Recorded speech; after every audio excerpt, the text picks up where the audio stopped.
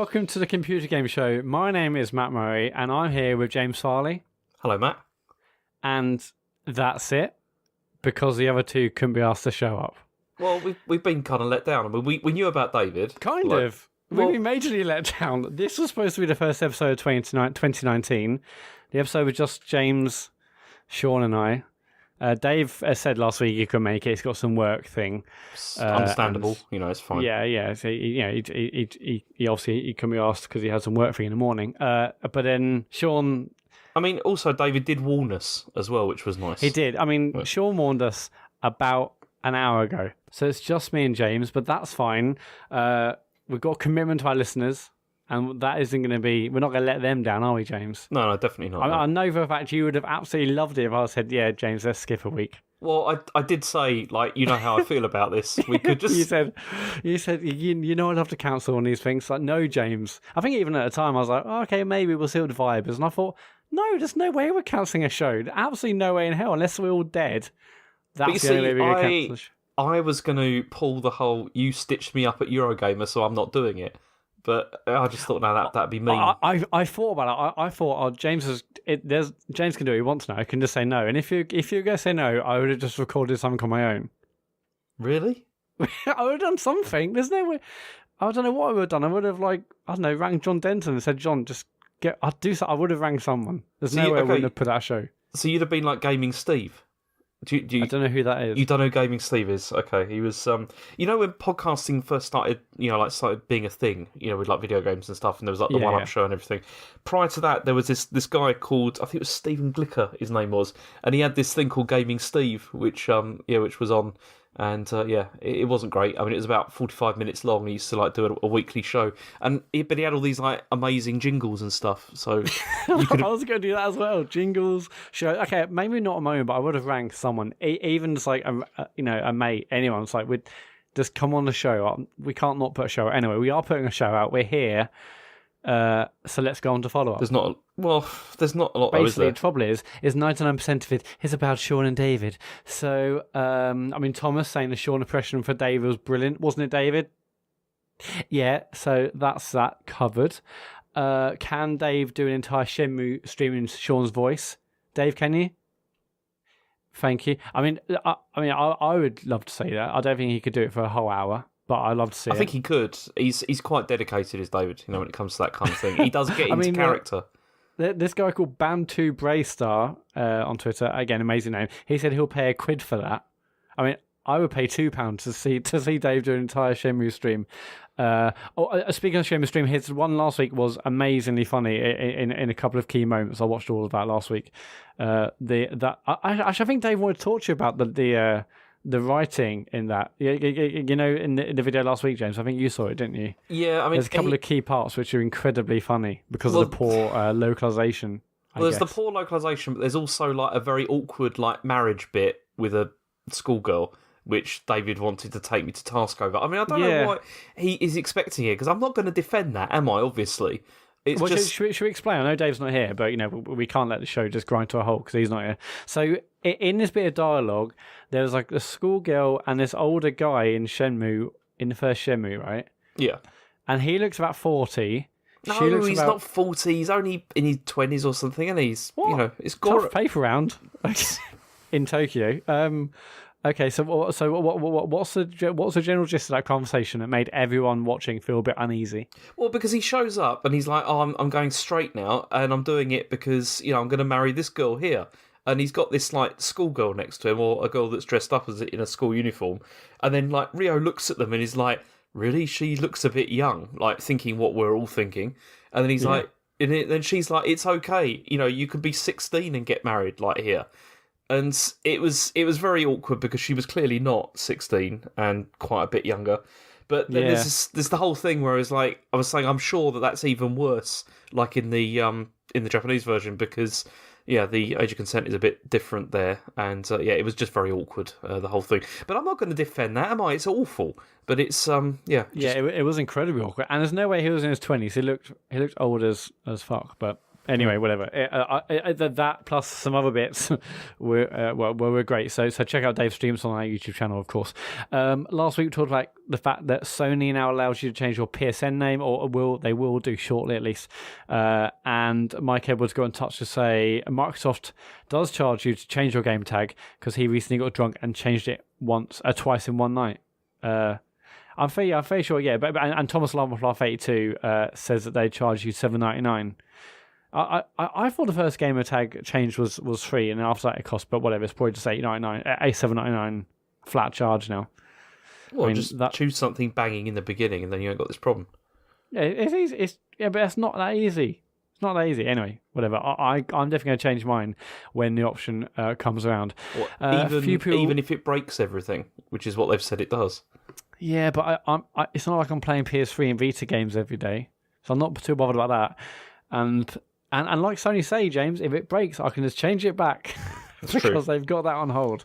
Mm-hmm. But yeah, I'll change it. I mean, yeah, I created one before and that fucked things up, so I might as well double down and go again. A few people, we had a discussion last week about premium episode ideas, and that pissed me off as well because Dave was like, yeah, my idea, premium episodes. That was not Dave's idea. I mean, I mean, he's not here, but it really wasn't David's idea.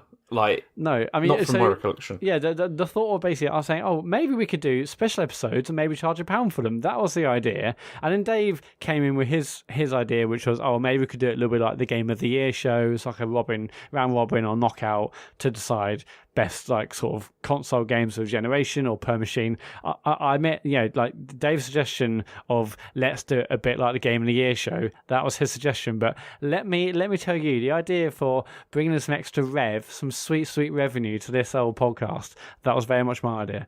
So Adam Turner, I'll be very much up for a premium show. £1 sounds great. Consoles, games on consoles, games within genres on a certain console. Great idea, David. Wasn't his idea. It was not. Wasn't his idea, was it? And he claimed it. A few other people saying that premium episode's idea would be great. Alex79 UK says he'll happily pay up to and including $1.99. So really? That's great. When a few people tweeted saying, oh, premium episode idea, great idea, guys, I was so tempted to say, yeah, we're good. The first one's going to be about Detroit Become Human, and it's a tenner. Never discussing that game again. Well, we will. In December, James. We won't, because you're not going to choose it. That's how Game of the Year works, James. You're not going to choose it, so because you'd just be stupid if you did that, and I know you're not that stupid, Matt. I'm just thinking of like games that have affected me emotionally this year, and that's up there. Yeah, it's affected me emotionally as well, but for not for good reasons. I mean, it was just it was so boring. It was such. Let's move on because I don't want to get into this again. Yeah, you should save your arguments for December.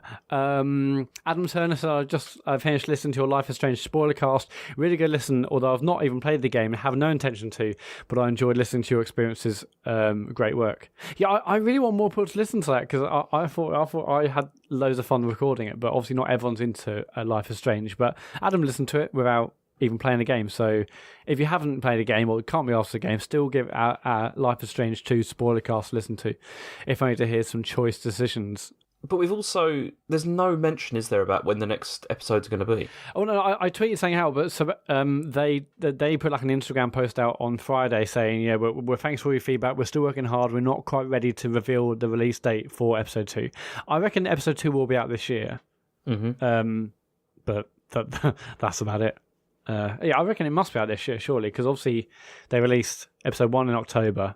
I mean, is it too much to ask for episode 2 to be out in December? It wasn't. It was out in end of September, wasn't it? Oh, wow. Okay, well, yeah. I mean, do you think they'll release episode 2 this year? I think it's certain, because, I mean, otherwise that would be ridiculous. And you're looking at like a game that's probably going to take about 1.5 years for each episode to come out. It'd be awful. I like the fact Dave on the spoiler cast was questioning, I mean, this point might not be in our Game of the Year because maybe all the episodes weren't being released. I mean, or any other ones being released. I don't think the whole thing will be out this year. I'll be over the moon if we get a second episode, but that is about it. We talked last week. I gave a story about me being at an expo wearing a suit, being 16.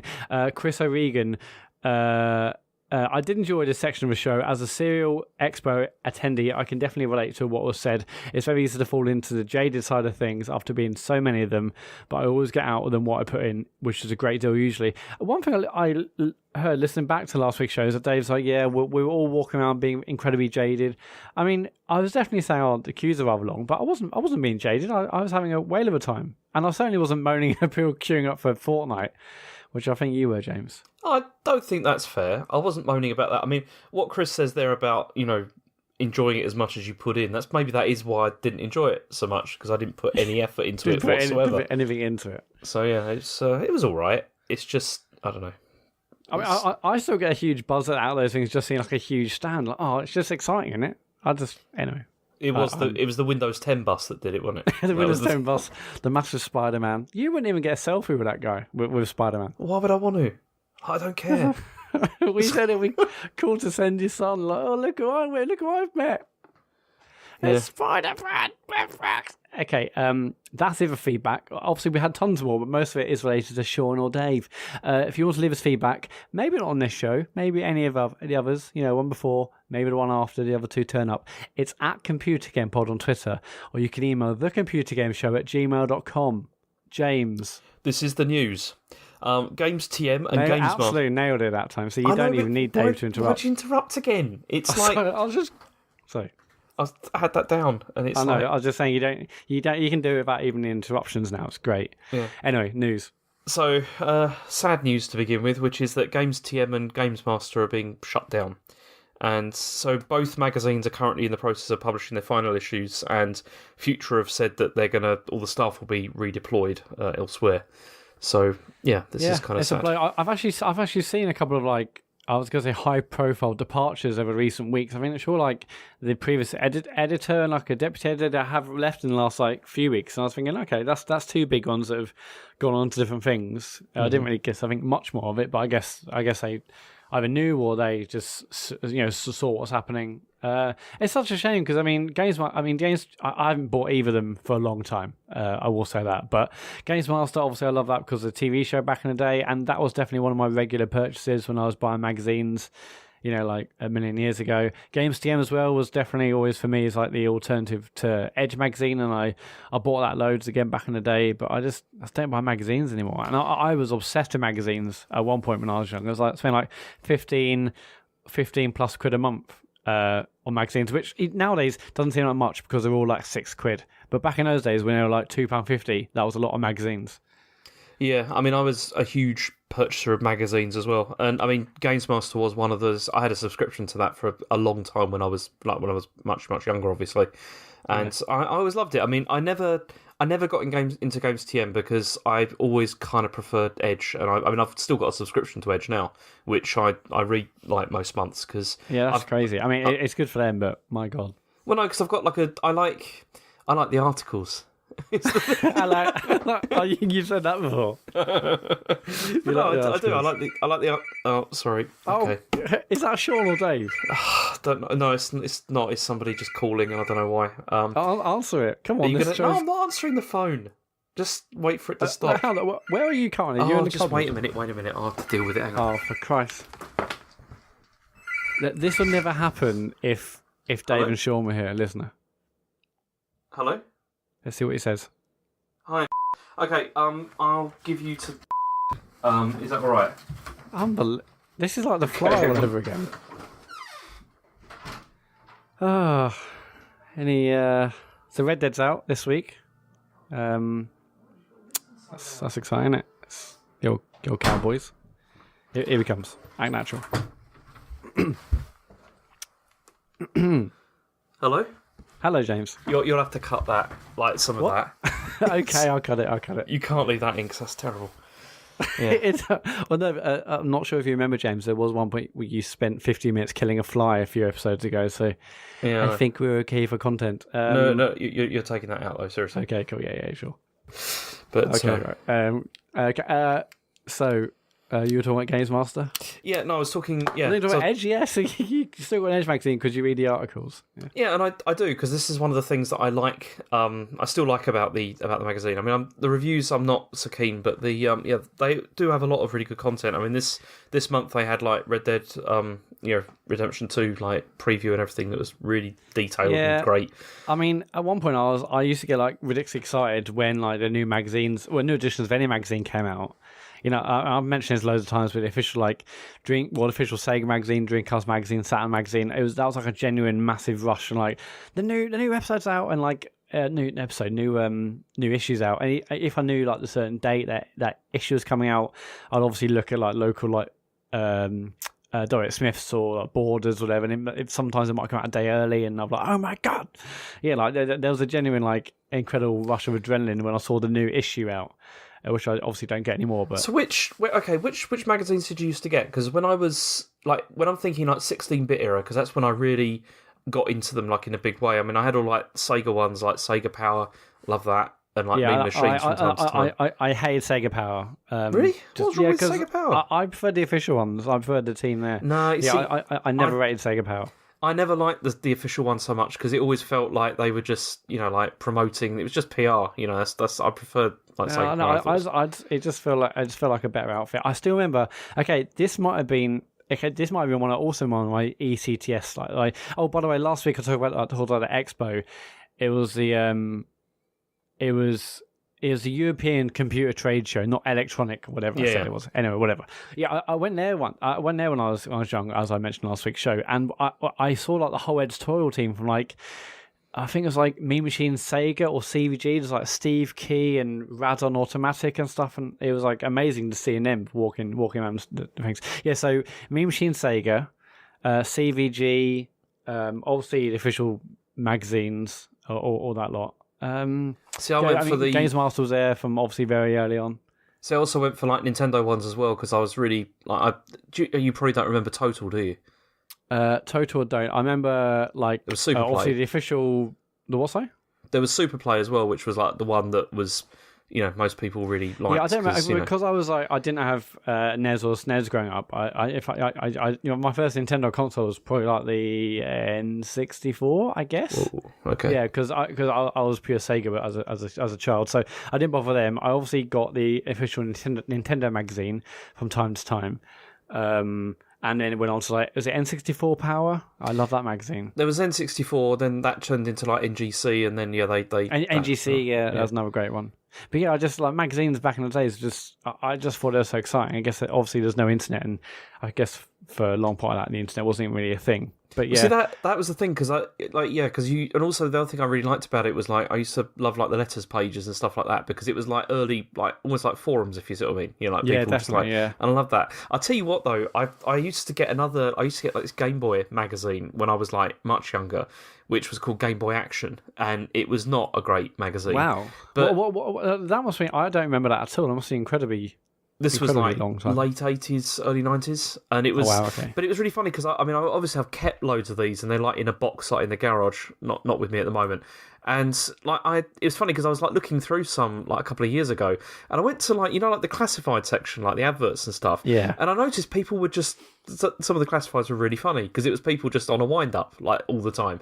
They just like sent in things to advertise, and they were just like slagging people off and all that. And it was pretty. I mean, as like a 10-year-old, I didn't get that, but now it was pretty funny to read back. Yeah, I mean, one of my earlier jobs, I used to work for a publisher who put out twice monthly boats. It basically is part of Auto Trader, but it sold boats. One magazine, I shit you not, I don't think it's around anymore, it had the incredible title of Boats and Yachts for Sale. Now, you will never guess. You will never guess what they did.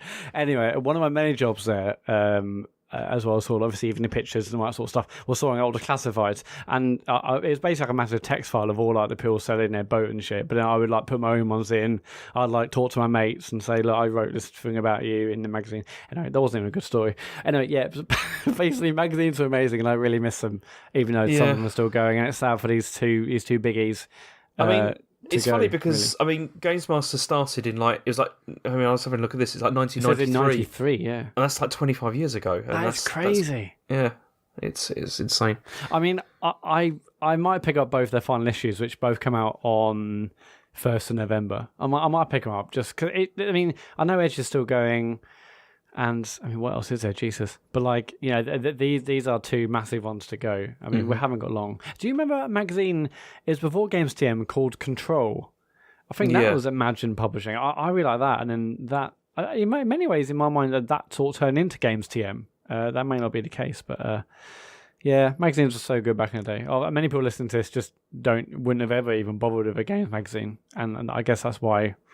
I guess that's why they're going the way they are. Yeah, it's a shame, but okay, let's just think about it.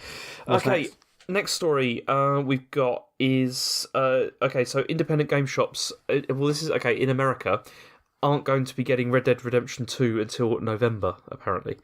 So yeah. It seems to be so far only in the US. I'm not sure about the UK. Although the order that I put for Simply Games, because I usually order through them for like new releases, that I got like a pointed email from them saying that you won't get it until like definitely the release date and everything, which probably means Saturday instead. I was very close to order. Yeah, because I also, if I order a game, it's always too simply, mostly because often they ensure you get the game by the release date, which often means you get it on Thursday, which is always incredibly exciting. But when I heard they were guaranteeing it to the Friday, I said, I'll go somewhere else. So I'm getting mine from Smith's. Because also, if you pre-order from Smith's and collect in store, we get a $5 off. And also, I can collect it on the day without... I'll be working on Friday anyway, so there's no chance of me staying in and waiting for it. So I'll just pop in at lunchtime and collect the game on Friday. That was a lot of detail, Matt. Yeah, about your process. We've got nothing else to talk about. The game. So independent game stores. It's funny because I mean, some people here reckon that it's because some people think it's because there's supply issues because apparently it comes on 2 Blu-rays and everything, but. More people are sort of skeptical that this is because of like breaking street dates and that independents are more likely to do that, it seems, than like the huge retailers and everything. So Rockstar are just being incredibly careful about not wanting it out a day early, which is strange. But I mean, is that what's the matter with that? I mean, that's going to happen. And like, I swear on Reddit today, I think someone's already got a copy of it on PS4 on Reddit. They've already posted that. But that's what they don't want, because they don't want people like spoiling stuff, and also it must mess with their marketing as well, because it's like, they want to get everything lined up for exactly the right times and all that kind of thing. But it does seem weird and kind of petty, but especially because I mean, one of the stories in this Kotaku piece was talking about like this independent store that had commissioned like a local artist to draw like custom designs for Red Dead Redemption for like t-shirts. So if you like pre-ordered, you got one of these like custom t-shirts, but then he's like, well, now I can't sell the game with it as well, so it's kind of pointless. And it's the kind of thing that like a smaller like retailer may do to try and like compete with like the bigger ones. They can offer some sort of value added sort of thing, but they can't when this sort of thing happens. But that's the sort of thing. Like reading this piece and him saying like, he thinks his customers have bought over 1,000 copies. I bet that's the sort of thing where like Rockstar will reach out to him specifically and say, yeah, okay, we'll sort you out to make sure you get yours for launch day. I just that's okay. You never know bother. You never know bother. Yeah, good point. Yeah. Okay. Next stories we've got is this is one that you put in here. I did not authorise this, but because we're light on content, I'll have a look. Well, we've got another hour on this. I mean, Days Gone's been delayed until April 2019. I mean, yeah.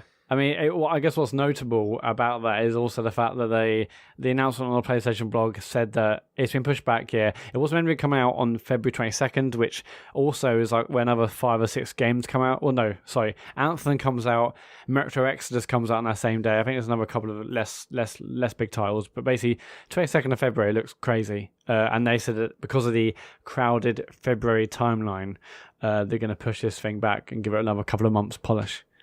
Isn't this also a game that nobody really cares about that much? That's the thing. Like, there's no hype about this game whatsoever.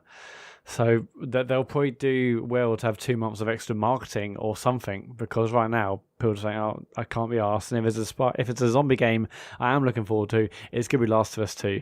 It's not going to be Days Gone, but I don't know. It looked okay. It looked fine at E3, and there was impressive sort of technical showings of it. But yeah, there's nothing to be excited about, is it? About Days Gone. I mean, this is. I always get this mixed up with what I did before with State of Decay 2, because they just look I know they're not the same at all, but I don't know. It's just more zombies, more of that kind of stuff. I don't know. It does feel like that's all played out like massively now. Yeah, it does. I guess like the sort of in inverted commas issue about it is that I can't really see what's unique about Days Gone. It looks like another sort of open world zombie game, but I don't know. I'll be interested to see it. Hopefully they showcase something else that's a bit more interesting about the game. But either way, that's been pushed back, and that February 22nd time is going to be huge. I mean, Anthem and Metro Exodus on the same day. I swear there's some other things. I mean, there was obviously also going to be Days Gone. When's Crackdown coming? Isn't it around the same time? Yes, so that as well. Yeah. That's another one that's on or around. I think it's in that week. So you got so around that week you've got like the release of like quite a few sort of mediocre looking games, like like Crackdown, Anthem. Like these are all games that people are very skeptical about at the moment, and they've all been like pushed back to this time. Yeah, I know, but I think Days Gone. I think it makes sense for them to push that back because it's going to get. It may be forgotten anyway, but if it gets released around those titles, it's definitely going to be gone.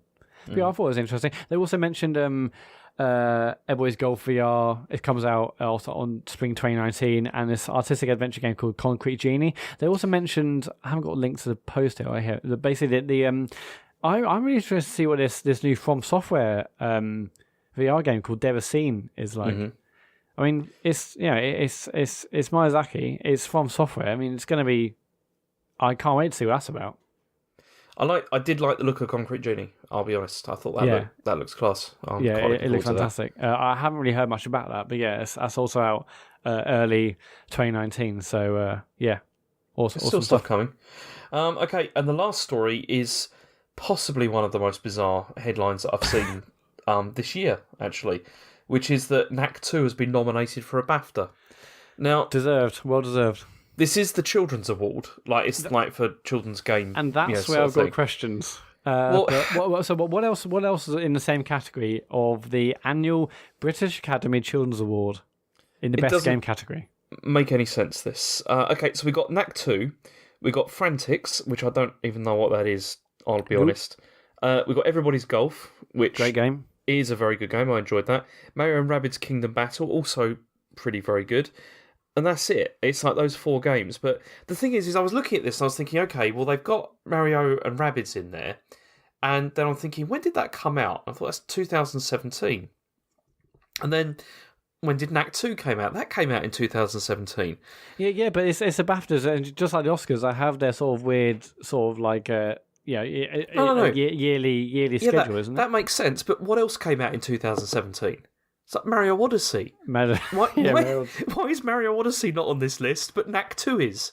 Like, I don't understand. That just baffles me. It completely baffles me. I never played Knack 2, but from my understanding, we know. But from my understanding, that game gets pretty hard, doesn't it? Like, it's too hard for children. Hard? No, it's not that it gets really hard. It's just not a very. It's not a terrible game by any stretch of the imagination. It's just very average, I found. I mean, I played it. I didn't even think about it when I saw this thing. Like, Knack 2's on here, but Mario Odyssey is not on here. Yeah, they came out the same year. It just makes no sense at all. I mean, I don't understand. I mean, also, putting Everybody's Golf on there is a bit odd as well, because I wouldn't say that's a children's game either. I mean, I know obviously it's Everybody's Golf, but it's like not. It's I wouldn't say it's like targeted. So you're saying it's Everybody's Golf is not children's golf, and that's the issue. Well, no, it's not targeted at children, is it? It's targeted at, everyone or whatever, but I don't know. Yeah, that didn't make any sense. It's quite crazy. But, I mean, is this going to be like in the FA Cup? I think the draw's actually happened tonight. But, like, when, like, a lower league side gets drawn against, like, Man City or Chelsea, everyone sort of thinks, oh, yeah, come on, Kidderminster Harriers. Is everyone going to be rooting now for Knack 2? I don't think so. It would be an incredible moment. I mean, not that it's got crazy competition, but it would be incredible to see Knack 2 win the BAFTA. I'm going to be rooting for them. I mean, on this list, though, they've got a pretty good chance. They will have, yeah. Which is just, which is kind of astonishing, really. That Frantics game, apparently, is a PS4 exclusive PlayLink game. Oh, okay. That game we've all been playing. Frantics. Just consider just how many, like, really good games came out in 2017, and they chose Knack 2. It's just... It's baffles. Yeah, it's I can't wait for the BAFTAs. When are they? They are on 25th of November. So Go Nat Get 2. get hyped Okay. for that. That's it for the news, isn't it, James? That is it. Yeah, it was a lean week. It's been a lean week all round, particularly in the number of presenters on this show. Yeah, after But being let's get dropped in it. on to what you've been playing. James, what have you been playing this week? Well, see, this is another thing that's annoying because the stuff that I've been playing, I need to talk about it with other people that aren't you. Oh, because great. now Well, the reason being for that is that's because nice. well, no, because you haven't played these games, and it makes True. it more difficult to get any feedback. So, It does, really. so It's it's a going to be bit very interesting what you've been playing this week, that's for sure. okay. So, I mean, the first game I played and finished this week was Golf Story, and Oh, okay. Oh, that sounds good. Okay. yeah, No, I mean, I'm actually interested. So this came out in 2017, did it? I think so. Could have been This on the should be Game of the Year nominated for list. Children's BAFTA. Yeah. It could have been, yeah, but it's yeah, I wouldn't because it's not very good. It's one of those games which I do feel is kind of overrated. Actually, like a lot of people seem to really like this game. I did not enjoy it that much. Dave was saying this is up there for one of his games of the year at the time. Yeah, that I Wait, don't I guess it is understand an indie that. title, so it's just Yeah, that's what happens. yeah. I mean, I don't understand that at all because I mean, the thing about it is that I found it had an infuriating difficulty spike. First of all, which is like it's got a reasonably good like difficulty curve like during most of the game, and then finally when you do like the final course, it's really difficult. Like you have to do it basically flawlessly, like the last course, and it's Are the golf mechanics like any standard golf game in that regard? Okay, cool. pretty much yeah. It's you've got like wind and slice all that kind of thing. It's kind of fine, but it's also I mean it's supposed to be like a role playing sort of narrative game, but I found the side missions are kind of like dull and a bit repetitive. Really, they're not. I didn't find the script and the story. They're fine, but they're not.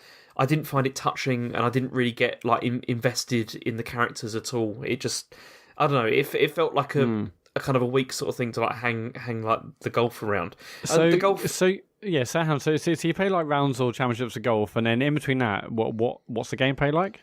Well, then obviously you explore like the map and sort of like go around to the different like golf courses, and on the golf courses you meet like other people that will give you challenges and stuff like like you got to chip this in to these like different areas within a time limit and stuff like that, or they'll say things like can you collect like this number of balls and stuff like that.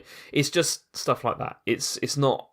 I didn't find that terribly interesting, really. I mean, you do it so that your character gets leveled up and you get like better stats, which is fine.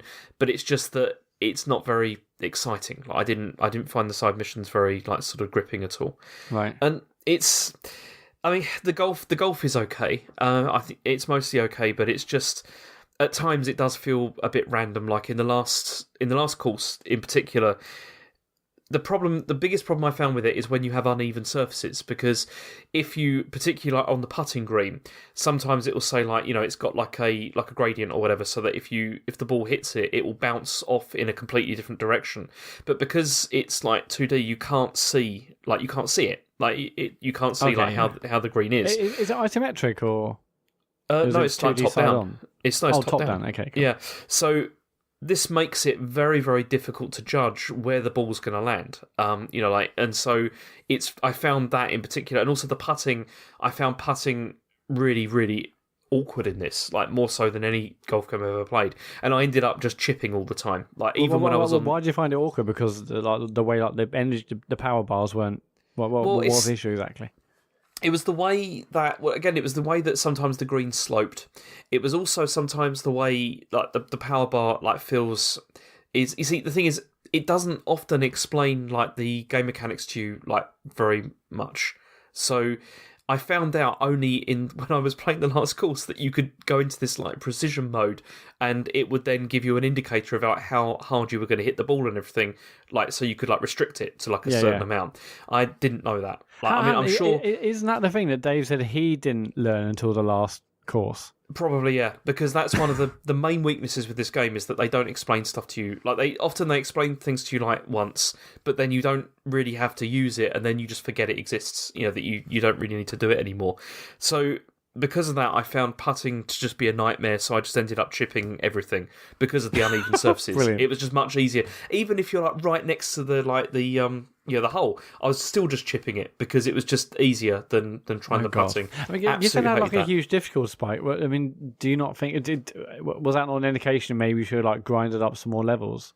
Well, no, because the thing is all the ones going up to that were not difficult. So you're kind of thinking, okay, this is the kind of the difficulty that I'm playing at here, and then suddenly, like the other ones, if you made like a couple of mistakes, like during like a tournament, it's fine. You could usually recover, and it was all right. But with the final one, you really had to play it completely flawlessly, and the way in the final tournament, they also had like randomized weather as well, so that the winds go in different directions. So the trouble is that you're trying to learn. You can learn from your mistakes to a degree, but then because the weather changes each time, you can't sort of try things again, if you see what I mean. So easily. That sounds like at least it keep it interesting. If you're really frustrated, it will do nothing, I guess. But it's the last course, the last championship. I would expect it to be tough.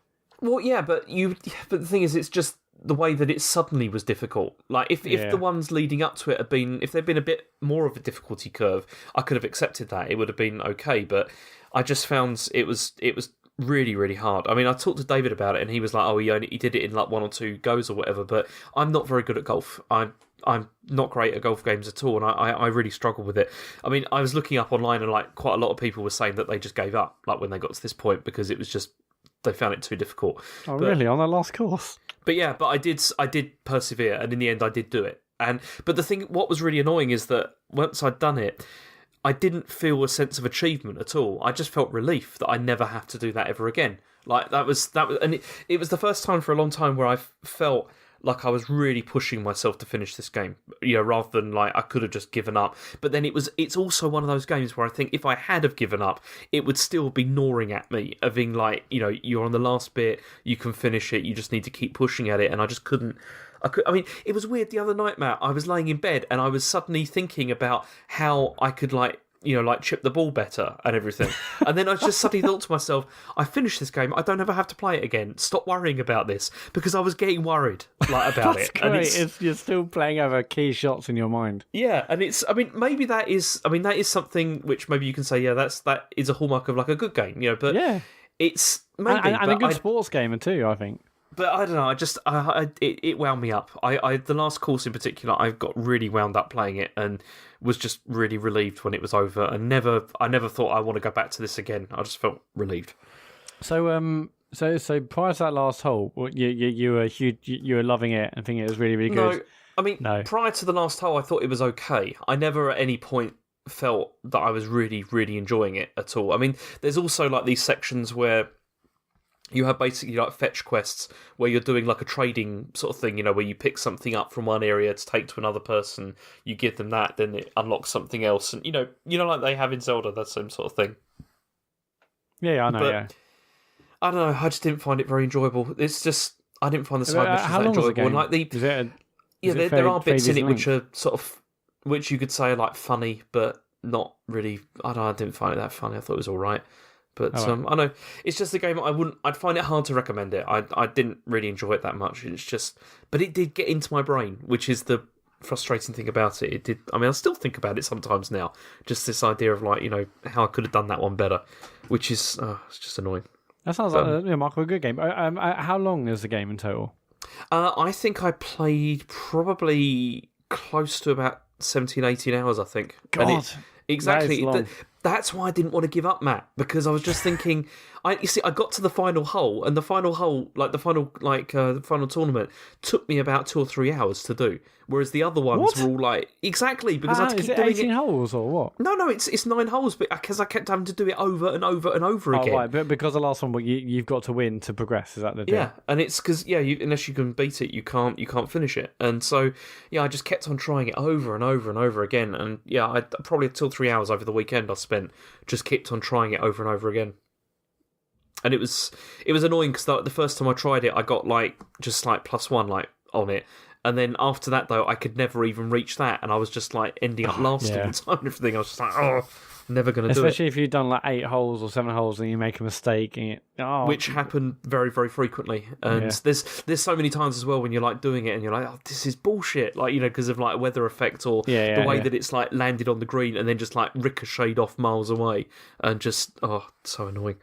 I still want to give it a go. If I see it cheap on the eShop, but only because I like golf games. It looks nice, and obviously Dave and some others have talked about it highly. But 17 hours, I just think this sounds like a perfect 8 to 10 hour indie game, not a 17-hour epic. I thought it was going to be like another sort of 8 to 10 sort of thing, but it's not. It's really long, and it's not just because I'm bad at golf. It's a long game. It's and it did feel towards the end that it was really outstaying its welcome. Like I was really done with it. It's a shame. What else have you been playing this week? Well, I've also been playing Fist of the North Star. And it's weird because I'm not sure how I feel about this at the moment. Because I don't want to be like all really negative and everything because I'm not negative about it. But of course not. My main complaint with the game at the moment so far is that obviously this is like a Yakuza team game. Yes. And it feels too much like a Yakuza game to me. Is the problem. What do you mean? Well, okay, you obviously love all that anyway, so... Well, I do, but I love it in the Yakuza universe. Whereas with this, it's like the UI, the game mechanics, everything is pretty, like, not identical because there are some differences, but it's really... It doesn't... What I mean by this is it doesn't feel like it's its own thing. It feels more like it's kind of like an offshoot game. Like, from, like, it's Yakuza just playing off the source material too much. Yeah, well, it's... I mean, do you know anything about Fist of the North Star? Like, I know nothing about it. Okay, because this is like it's an anime and like manga from like the 80s, and it was really good. And I mean, I watched all of that when I was younger, and it's fantastic. I mean, it's about this guy. It's like post-apocalyptic, like it's a bit like sort of Mad Max kind of like world, where there's been like nuclear war and everything, and it's everyone's sort of scrabbling around for resources and stuff. And there's this one guy called Kenshiro who you play as, who's like he knows Hoto Shinken, which is like this like martial art where he can just like touch parts of your body and like make you explode and stuff. Which is that's a real shame. He can do massage as well, but it's a bit different. No, I can't. I'm busy. Okay, right. So, so you obviously love Source Material in this regard, but it doesn't touch upon the things that made the manga or the anime so good. I think it's just because, like I said, it feels. It's really difficult to explain. What style of game is it? It's a beat 'em up, isn't it? No, because it's not open. Well, it's kind of open world, I guess you could say, and it is with like heavy sort of like fighting as well. Like you're sort of running around, sort of like fighting stuff as well. So it's like Freedom Force. No, not like that at all. No, okay. It's open world in the sense that you walk around, go from place to place, talk with people, pick up missions, and then like you'll like run into people, and then it will start like random battles and stuff like that. One of the reasons why I'm finding it really difficult to see this on its own as being something separate from Yakuza is because it's like the actor that they've used for Kenshiro is the same as for Kiryu. Like it's the same voice actor.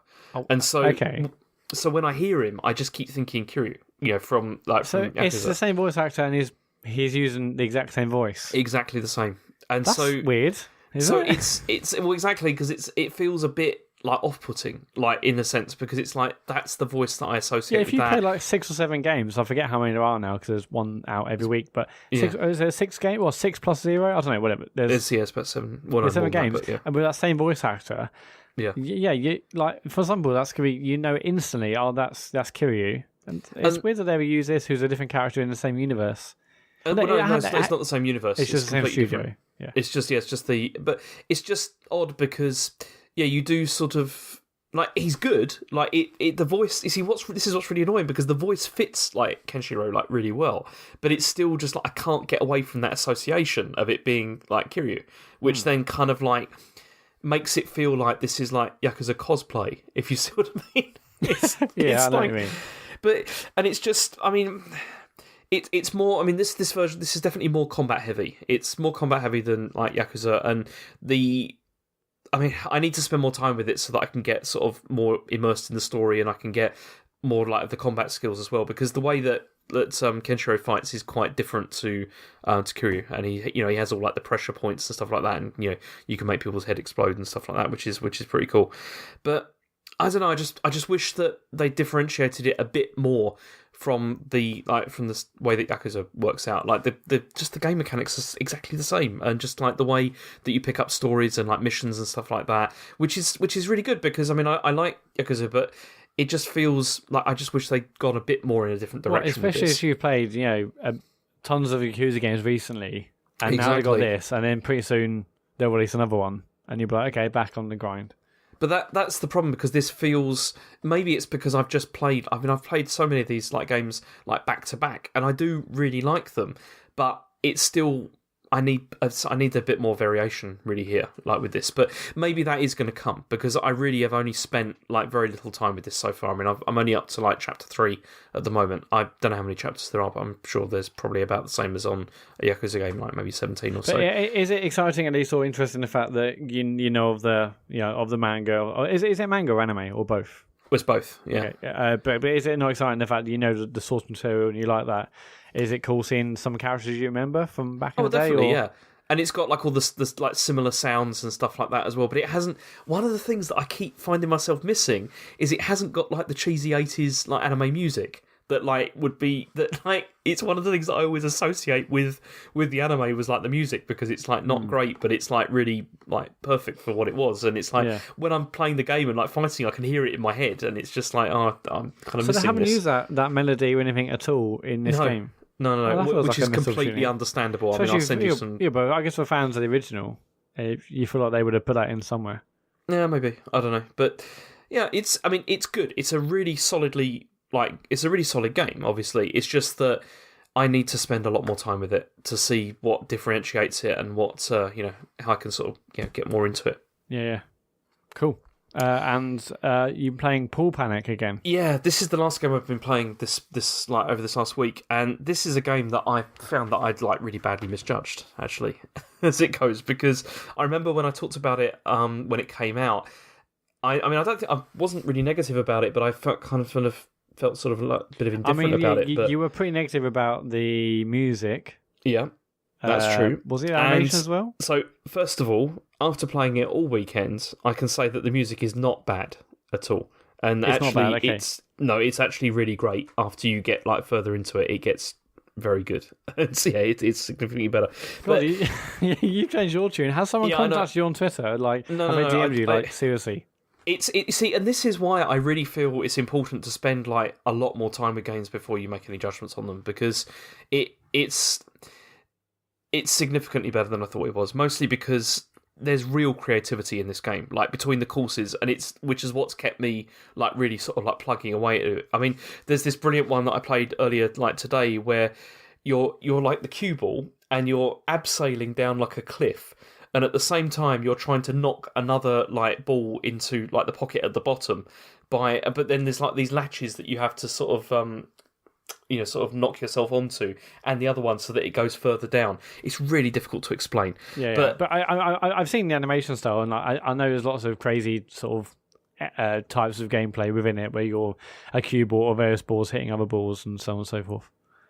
But it's just, I mean, what I'm enjoying about it is, after Golf Story, this feels much more enjoyable, in a sense, because even though it's got that sort of like wacky like art style, which I'm not generally a massive fan of, but because it feels so creative, like some of these levels, that it's okay, and it just feels right for this. I mean, I'm not good at it. I'm really, really not very good at it. But I also like the fact that it feels like I can still progress without having to sort of like nail everything all the time.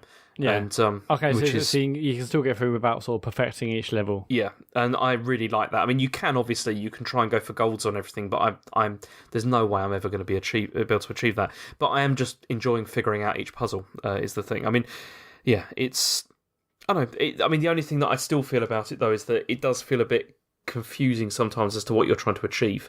Really? And like how you it's how you unlock like extra courses and stuff is a bit obscure from time to time. But so for having not played it, but is it not one of those things where it basically collects the amount of like gold, and if you get gold and you get like enough, and if you basically are some like unlocked based on the amount of golds and silvers you collect over the levels you've done?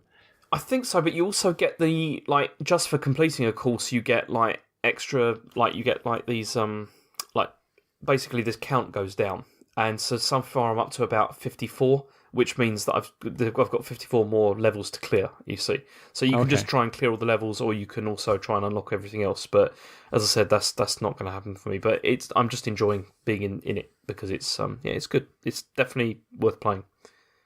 Yeah, so you're playing it on Switch, aren't you? Yeah, I'm playing the Switch version. Oh, nice. Yeah, it looks good, but there's just too much out there. There's too much out there. I don't know. I think David would probably like it. I think he'd probably. I would recommend it to him. I'm hoping he's going to pick it up maybe before the end of the year or something. Because it's. I mean, it's not game of the year, but it is very fun diversion, I think. Yeah, nice one. Well, I guess I've been playing a few games. I'm playing more Forza, of course, still massively enjoying that, plugging away, doing bits here and there. Even though there's tons to do in that game, I still just find it really rewarding. Even if you play it for 15 or 20 minutes, you can still do a couple of races. And like we said on previous weeks, it's just a nice game to play. It feels like a bit of a palate cleanser. If I played some Black Ops 4 and stuff, just putting on 10 minutes of Forza afterwards, or before, or if I'm going from work, if I get 10 minutes, it's nice to put on. You haven't played that yet, have you? You haven't? No, I've only played. I reckon you and your mates are playing Friday. I reckon if you are Game Pass, I reckon you'd love playing that together because you can do good multiplayer stuff in that game. Yeah, I don't know. You mean sorry because you cut out a second ago. Oh, so yeah. I mean, with the guys you play games every Friday with, I reckon you'd get a lot out of Forza Horizon 4. Mm-hmm. Maybe, but they hate racing games. So okay. That's the problem with that. Did you manage to get them into Fortnite at all? No, we. I mean, I didn't play last weekend because I had some things I had to do. But it's I don't know. I what put me off is what you were saying about with the base building and things like that, because that just sounds like another layer of complication. And I'm also getting tired of reading those news stories where somebody says this kid has dropped out of school because he's earning £500,000 a week playing Fortnite. It's $500,000 a month, and that's ninja. But it's still worth giving a go, I think. Yeah, I mean the building when it gets the last 10 or so, you do see loads of structures being built. But that's something else you can learn to do. I mean, It's not like okay, those guys are building, we can't. It's just learn it. I mean, it takes a lot to get as good as the guys who are really amazingly good at it, of course. And I played tons of hours, and I'm nowhere near. But I think it's got a unique hook that with using that building stuff, and you can have some really incredible moments based off it. You should give it a go, and it's free, so why not? See, the game that I think we would really like to play is the one you've been playing, which is Black Ops 4. Because, I mean, this seems to be doing really well. People seem to be really very excited about this. One of the weird things about this is I was looking just on the App Store the other day, and one of the top search terms for the iOS App Store is Black Ops 4, and it's I bet it is. It's you're not going to get that, at least not yet anyway. And I guess one of the things people are loving it, and I'm saying loving about Black Ops 4, is that we've had things like PUBG, which did us all quite long matches, 40 minutes or so, lots of tension. We've had Fortnite, which were shorter matches and much more arcadey, and now we've got Black Ops 4 Battle Royale in the form of Blackout, and it feels like it's sort of crystallized what made those games so good. It's got what feels like a perfect game length. You can get in and out of games really quickly. The shooting is way better than either one of them, because the shooting model in PUBG and also Fortnite, neither of them are great, frankly. But Black Ops 4, it feels like a Call of Duty game, so the guns feel fantastic. It's got. I mean, Call of Duty, for all the times people slag it off and stuff, the shooting in Call of Duty games has always been brilliant. The gunplay has always been fantastic. It feels so good. But other things such as just how the guns look, how they react, the modelling, the sounds and whatnot. It's all really satisfying. Combat simulator, I guess you call it. It's just super satisfying, and so Black Ops 4's got that, but also refining what's made Battle Royale games good in the past, and with other games we've got such as Pub and Fortnite, and it just puts in a really, really nice package. I guess the only issue with it is it's £50, whereas obviously PUBG's 20 and Fortnite's free. That would be the only thing that's sort of a bit of a barrier, but it hasn't stopped millions of people buying it, and I've been absolutely loving it this week. I haven't played as much as I'd like. But I played a bit over the weekend and the back end of last week, and it's just immense fun. So has it got like vehicles and stuff in it? Or It has, yeah. So it's got sort of flatbed trucks, and it's got like little like quad bikes and stuff. So quad bikes you can get like one other person in. You can get a huge truck, and one person drives. There's a passenger, and then other people can sit in the back. There's also helicopters. Helicopters don't have any guns on them, but you can pick up another 3 people and sort of transport yourselves to a different area. Can they be shot down? They can be shot down. Yeah, you can shoot them down with regular weapons as well. So and it's a simple thing, and it's necessary given that it's like a battle royale game. But because you couldn't have someone in the air in a helicopter firing down, with like a gun-mounted weapon. But obviously, if you're riding in a helicopter, you can shoot from the windows. Oh, really? Okay. Or you can shoot from hanging outside. But it's just brilliant to do that. To fly over people and to transport yourselves to a different location. I mean, the helicopters aren't super strong, so they're not something you can just hover over the entire map and just rain down terror from up above. They're really mostly used to get out of skirmishes or get across a map if you need to get somewhere where more in the area where you shouldn't be. Can you drop grenades out of that? I assume so. I haven't actually tried that myself. Because I'm just thinking, you could fly across, and then just drop grenades down. Because they made the helicopters not particularly strong and they can be taken out with regular weapons. It's not something you could be spending most of the game in. But it's got vehicles. The map, we've covered this in previous weeks, but the map it's got loads of different parts of the map which are from other Black Ops and other Call of Duty games. There's like Nuketown in there. There's like Array as we call it, and that's from Black Ops 3, I think. There's like other parts from other multiplayer maps and also single player bits, I think. There's some bits of the map like the Asylum and some other areas where the zombies appear. So if you kill those zombies, there's like a decent bit of loot, but obviously to get to the loot, you've got to kill the zombies. But that's like another interesting thing that can happen when you're maybe going through an area, going through a particular graveyard to get to or to find some team to kill, and suddenly it's like you're also fighting zombies, which I think is interesting. We've had some good moments like that as well. With the map size, is it kind of like in between like PUBG and Fortnite?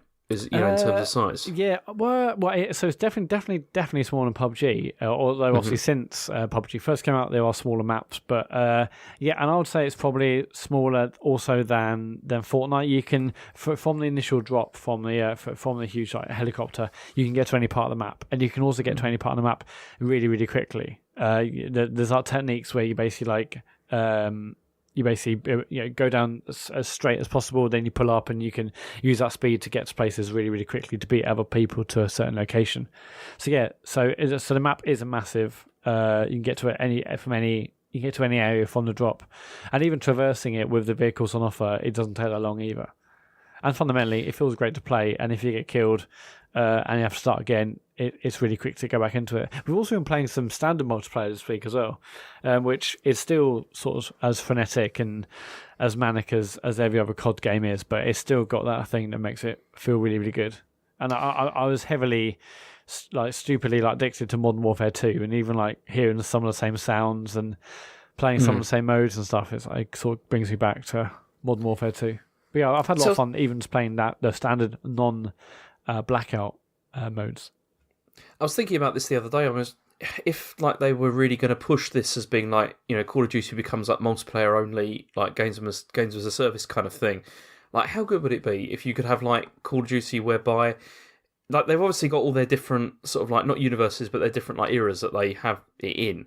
Imagine if they did this the blackout mode and everything, but for there's a World War II version, and then you can you do on rotation or something. There's World War II one. There's the Modern Warfare version and stuff like that. But still, that would be great. Using. So I mean, it'd be so good if they did something like that. It'd be really interesting just to see what that's like. I mean, obviously, Battlefield is going to be World War. Is that World War II? It's World War II, yeah. Yeah, so and that's obviously. I'm really excited to see what that is going to be like. When that comes out, or I think it's I guess it's in November, isn't it? Because I read today, I think it's public knowledge anyway, but the fact that there's not going to be any solos or duos in Battlefield, it's just going to be squads. So if you play on your own, you join a squad, and I think it's up to 64 players, so not 100. I can't wait to see what it's like. So obviously, historically, Battlefield's always had large scale maps, and so on and so forth. So yeah, I can't wait to see what that's like, because people loving Black Ops 4 so much right now. I don't know, I'm sort of worried for what that Battlefield's going to be like. I could see it sort of drop off a cliff unless it's amazing.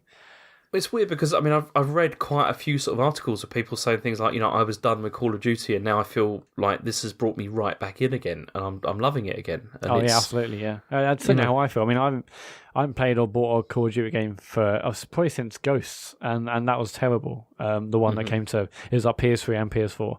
Yeah, the last multiplayer I was mega into what was Modern Warfare 2. I don't think I even bothered after that actually, but this it's just such an immensely fun game. I found it a little bit buggy.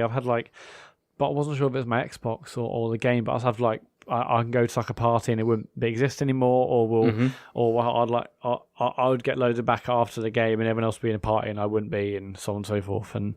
But yeah, apart from that, it's been great, and I'm going to continue playing it. I guess we'll see what happens when Red Dead comes out. But the main game I'm playing this week is Mark of the Ninja Remastered. I'm playing on Switch.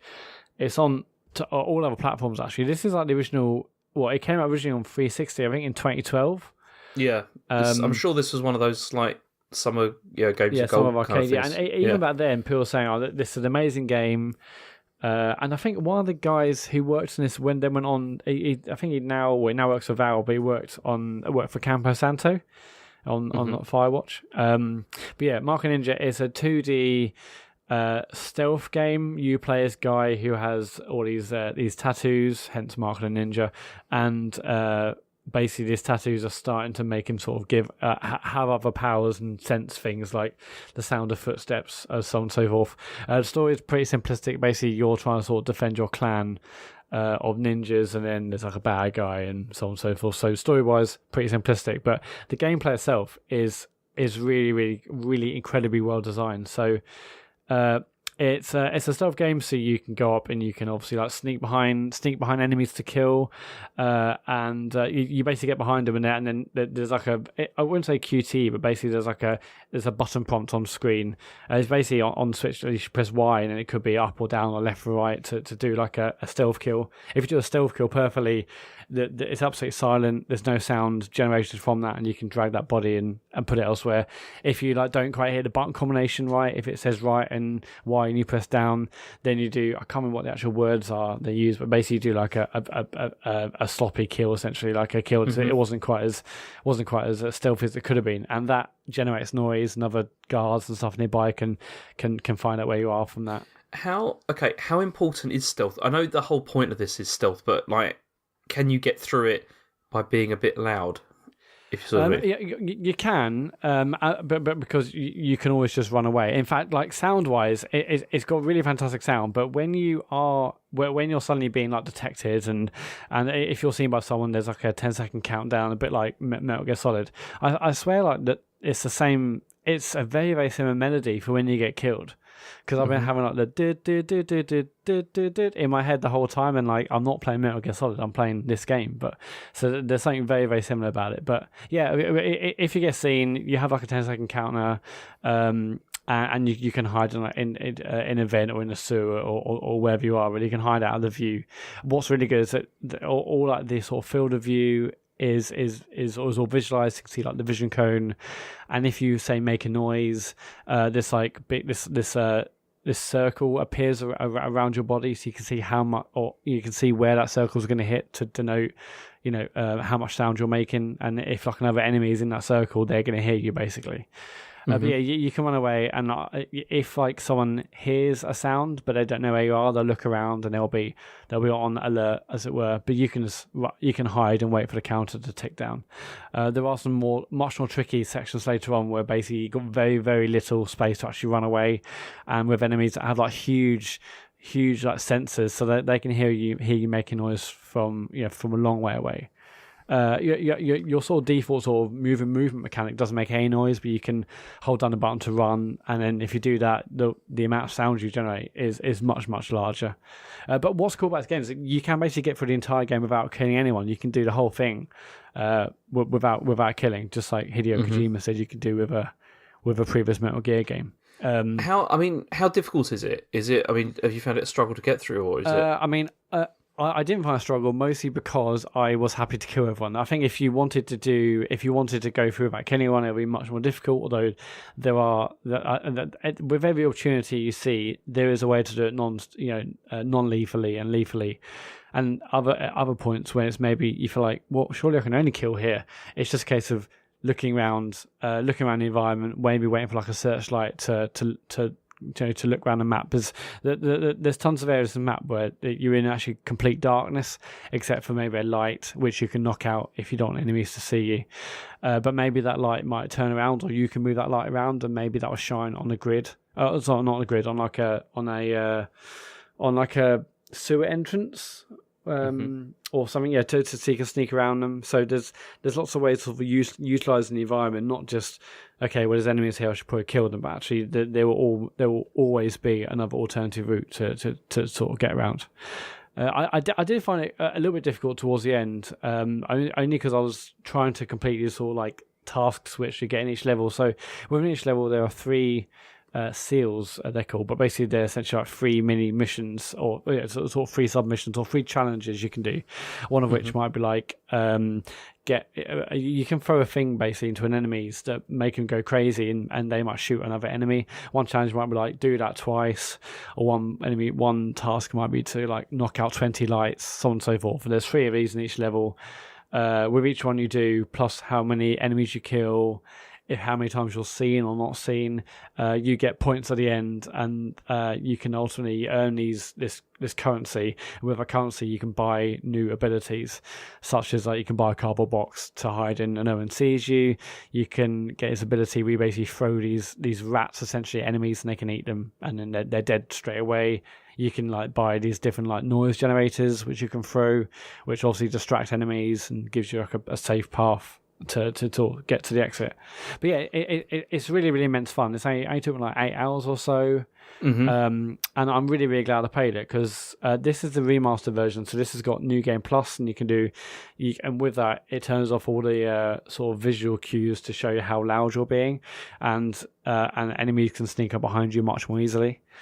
So I might go around again. I mean, there's just such a quality to the way this is designed. With everything you do, there's an alternative to get yourself out of it, and it's really cool. Like combining a lot of the abilities and techniques you've got when you have this like wheel on the ZL button, which we can basically hold down ZL, and then that you can bring up one of your 4 abilities. And when you do that, you basically go into a bullet time mode, so you can jump in the air, you can maybe like throw something to distract, you can distract enemies, and then you press ZL again and you're still stuck in midair, and then you can find your darts and then use that dart to like take out lights, and when you're shooting at lights you can take out as many as you can see.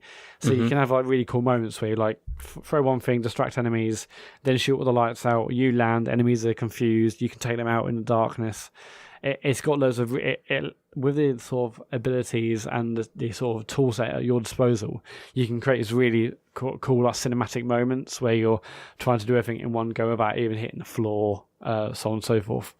So it just feels like incredibly satisfying, yeah? Oh, yeah, absolutely, yeah. I mean, all that feels incredibly satisfying, but the controls themselves, sometimes I felt that they felt a bit weird. Like, even say if you're holding on to a box which might be moving, or even if it's static, you basically jump up to it by pressing B to jump.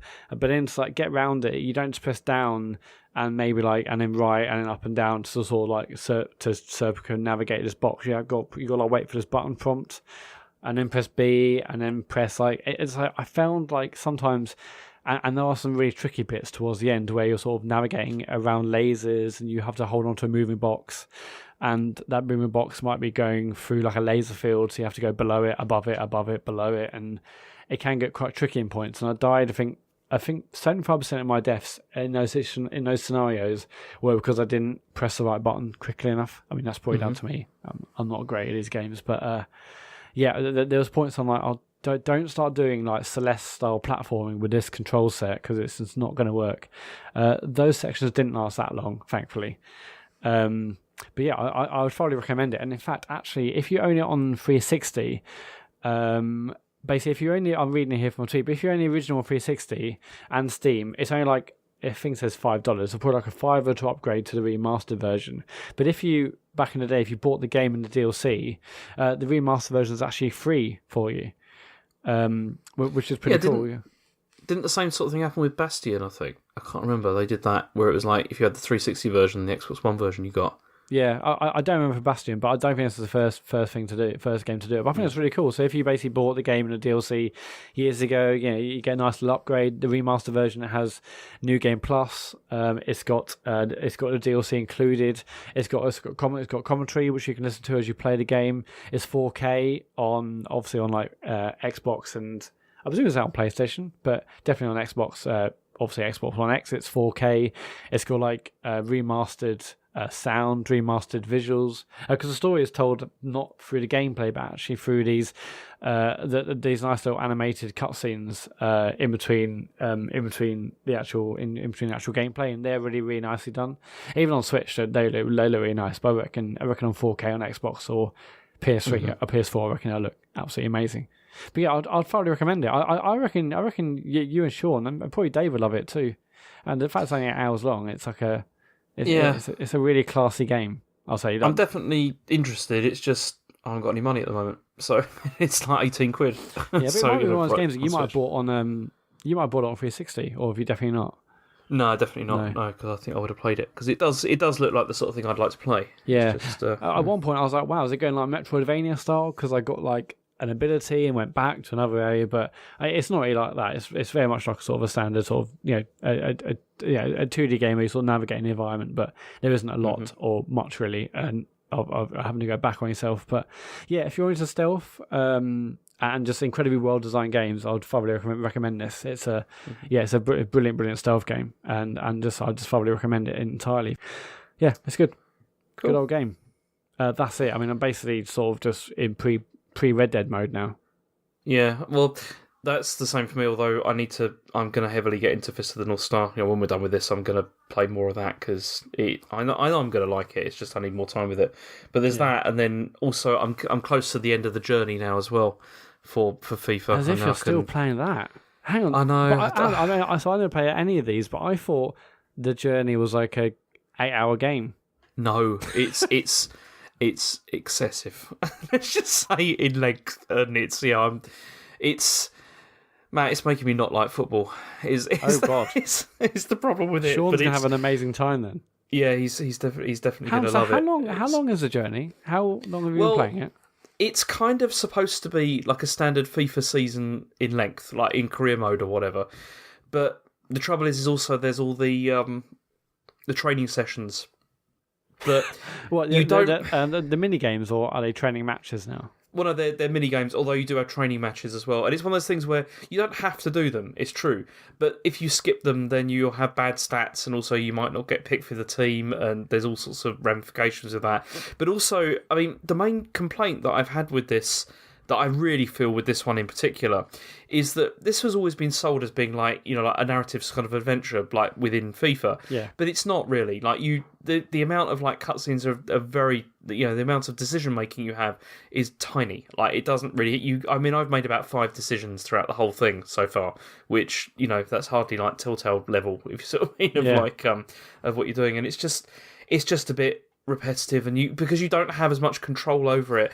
I mean, the thing with FIFA that I love is playing career mode. I mean, I love playing that, like customizing my team, like buying players and all that kind of thing, and you don't get any of that in the journey, because you're just focusing on your players, and it's kind of, it's just not as entertaining really. But I know Sean's gonna have a great time with it. I'm sure he's gonna love it. Sounds like it.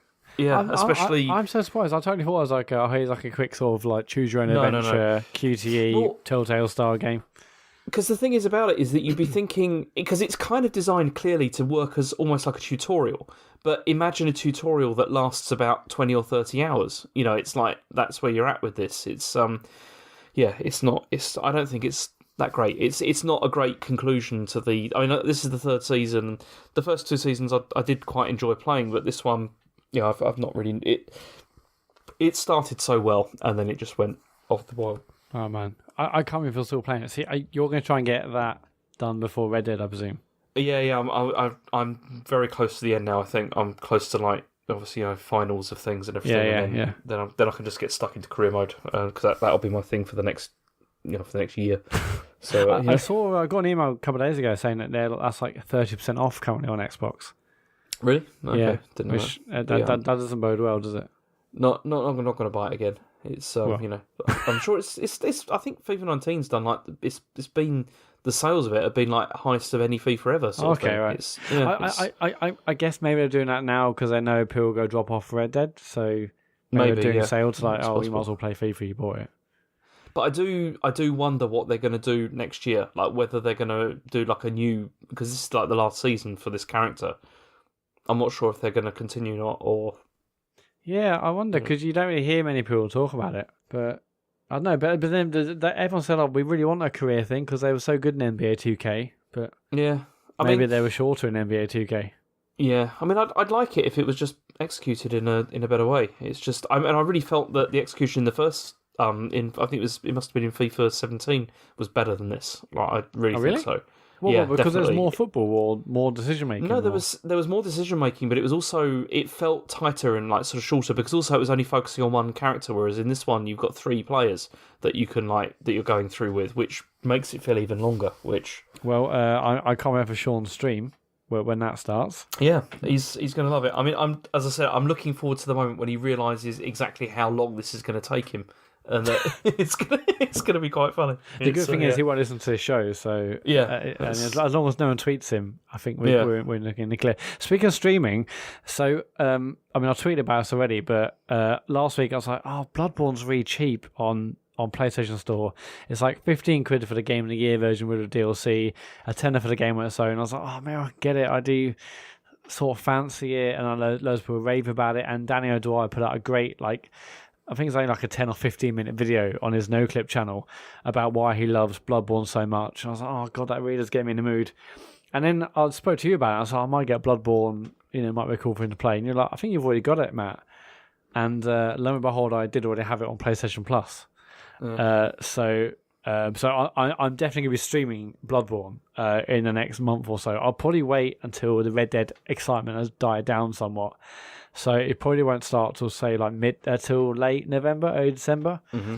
But I cannot wait for that. And that the feeling of being excited for that is in sharp contrast to how I felt before my Dark Souls stream, where I was shitting it and I really didn't want to do it, and I was feeling overwhelmed by it. But yeah, I can't wait to play that game and to stream again. Did you play any Bloodborne?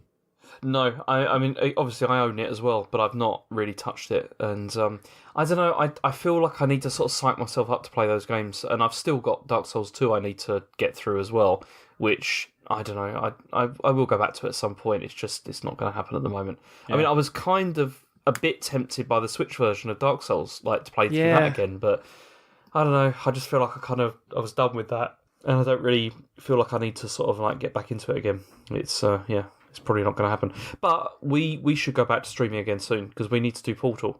Yeah, we do. We should probably do one this week or try and find time this week. Yeah, we should probably save this for off air. It's for when we're going to do it. But we should finish it this week, I think, or at least make some progress with it. Definitely. Well, okay, but if you want to just follow us at Computer Game Pod on Twitter to find out when we're going to stream. But I reckon Wednesday or Thursday. Are you good for those days? Yeah, I think so. Yeah, maybe Thursday would be good. Okay, well let's say. Should we say now? Should we say Thursday? Go on then. Let's say Thursday. Okay, we're going to do Thursday at 9. We're going to do a Portal stream. That's agreed now.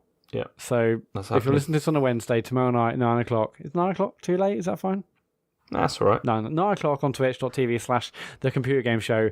Hopefully Dave won't be streaming Shenmue. If he is, we'll kick him off. It's all good. Yep. But yeah, this Thursday we'll continue our Portal stream. James and I started streaming Portal when we're doing our Kickstarter, and we're 7 or 8 sort of puzzle chambers in, and we're really enjoying it. But we just stopped because other things happen. But yeah, we'll continue Portal 2, isn't it? Yeah, it's Portal 2. Yeah. Portal 2 Thursday 9 p.m. Anyway, that's what we've been playing. It is. Should we get onto emails? Okay. I'll tell you what, I'll do the emails and you can do the tweets. Okay, that sounds fair. Okay, so the first email is from Barney Sparkles. Oh, by the way, if you want to email us, it's thecomputergameshow@gmail.com. He says, does James have any advice or words of wisdom for living in China? I currently live in London and moving very soon to start a new job with Ubisoft in Shanghai. Congratulations. I said that, not him. um, any VPN services you would recommend? Nice areas to live? Anything else that comes to mind?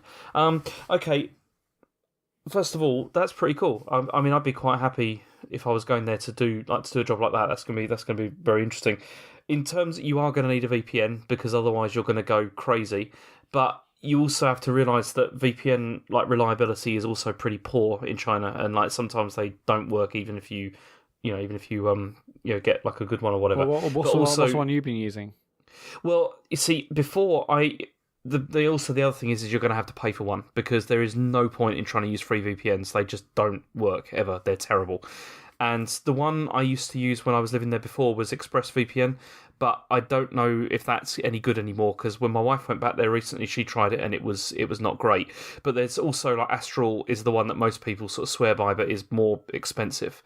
But you absolutely need a VPN because otherwise you'll find even just using regular websites, even they are also anything that's outside of China is incredibly slow. Mostly because a lot of the websites have stuff like Facebook, sort of code written into them and stuff, so that slows everything down because the firewall has to pass it, and it's just terrible. So definitely you need to pay for a VPN. I cannot stress that enough, and even have a backup one as well because it's terrible. Is that bad? It's terrible not having a VPN, Matt. Seriously. And so are those monthly payments, or is it one off? You can either pay. You can usually pay yearly, or you can pay by month. I always play by month, and the reason is even though they give you discount usually for the whole year, often VPNs get shut down. The government blocks them or whatever, so they don't work anymore. So I never really wanted to pay a year up front because there's the chance it will get shut down. So you have multiple VPN payments per month as a backup. Yeah. It's the only way because otherwise you'll go crazy because using just regular internet, the internet is only useful if you're using it for stuff inside China. Outside China, when I was there last time, it was terrible. I don't think it's improved, but maybe someone will tell me otherwise. In terms of areas to live, in Shanghai, I really like Hongkou. Is a good area, which is in Puxi. It's in where? That's nice. Second. It's in where? Well, it's on the Puxi side of the because there's Pudong and there's Puxi, and Puxi is the oldest side. Of course, Pudong's the new development. My mistake, yeah. And, okay. But I like Hongkou, and I mean, I lived in Yangpu district, which is not a great. Don't live there. Please don't live there. It's not is that a district? And maybe I might have to cut this, but is that a district where people were looking at you because you were clearly a foreigner running down the street? Is that one? Or they thought you lived in another? They thought you were from another area, even though they thought I was Chinese but a different ethnicity. How can that be? Well, that story always really confused me. Well, no, because it's people from it's from another province called Xinjiang, which is the people are Turkic background, so it's it's different ethnicity, so it's it is possible. And, oh wow, okay. But yeah, so that was odd. But I like Hongkou a lot. But there's places in Pudong which are nice as well. Which if you're working for Ubisoft, you'll probably end up somewhere over there. Pudong is weird because it was a new development and it's a bit soulless over there because everything's kind of designed on a grid system and everything. Whereas the Puxi side is older and is more interesting, I think. But probably Pudong is more modern and sort of more comfortable. If anything else. With food, you've got to try. People in Shanghai call it dambing, but it's a lot of the people in other parts of the country call it jianbing. This is a breakfast thing you can get, which is a pancake thing, and it's amazing. Oh, so what's in the pan? Is it a filled pancake? Well, no, it's how do I explain it? It's a bit like a burrito. It starts to look a bit like a burrito, but it's not really because it's more like a sort of a pancake stroke burrito. And it's what it is you have this sauce in it, and then this thing which is a bit like a sort of a crisp, which they put inside, which makes it all crispy, and then add some vegetables and stuff to it, and it's the best thing. That does sound good, actually. It's the main thing that I miss about Shanghai, to be honest, because I used to eat them every day because they just taste so good. And if you just go out into the street, you can get those. Or they also have this stuff called youtiao, which is it's like donut kind of thing, but sticks of dough that have been deep fried. Oh god, that sounds amazing. Yeah, they taste really good as well. There's a lot of really good food, like in Shanghai. It's. I mean, people complain about Shanghai because they always say like Shanghai, like local Shanghai food isn't great, but because people always say it's sweet, it's not sweet. It's just really bland. But you can also go for like stuff from other parts of the country, like Sichuan food and stuff like that, which is much better. But yeah, it's one of the best things, and also because food is cheap. Like, well, it's not as cheap as it used to be, but it's still cheap to like eat out there, like compared with here. And so definitely. How much is a pint over there? I don't know. I can't think, to be honest. I don't know what it would be now. I mean, I don't remember. I guess it might being, change since then. It was definitely not prohibitively expensive, and it's great because you can just like buy it in like convenience stores and like it's just walk down the street drinking. It's fine, no one cares. Brilliant. It's just drinking it, with your dough finger things and your pancakes with. Yeah. Oh, does sound good. Yeah, it was. But yeah, so definitely go for the food, obviously, but also VPN. Definitely you need a VPN because it's a bit of a nightmare without. But Cool. Things have changed there a lot over the last couple of years, as I understand, because of the new leadership.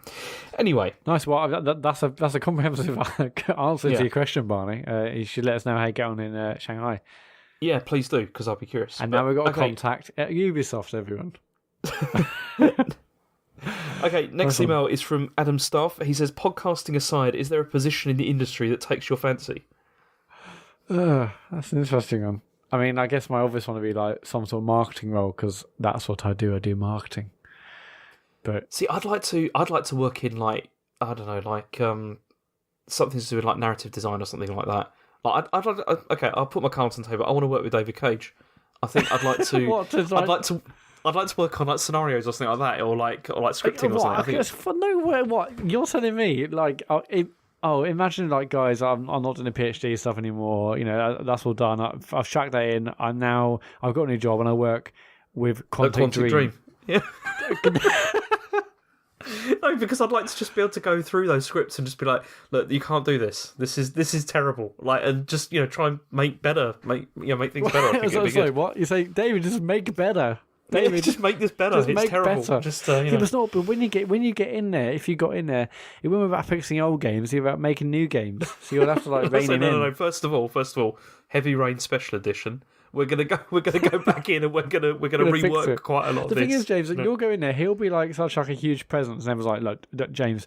First of all, he likes latte with 2 sugars. Do not get that wrong. Two, do not look him directly in the eyes. And 3, do not disagree with him. Just do what he says."